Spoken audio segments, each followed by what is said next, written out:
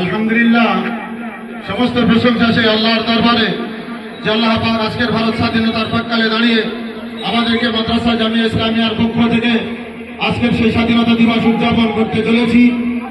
আমরা যে সমস্ত ওলামায়ে কেরামগণ ভারতবর্ষের জন্য আত্মবলিদান করেছিলেন এবং জাতি ধর্ম বর্ণ গোষ্ঠী নির্বিশেষে আমরা ভারতবর্ষকে স্বাধীন করতে পেরেছিলাম, সেই স্বাধীনতা প্রাক্কালে দাঁড়িয়ে আমরা আজকের এই 18 নম্বর সোনাটিকারী মাদ্রাসা জামিয়া ইসলামিয়ার পক্ষ থেকে তাদেরকে আত্ম উৎসর্গ করছি এবং আত্মবলিদানের ক্ষেত্রে তাদেরকে আমরা স্মরণ করছি। নারে তাকবীর।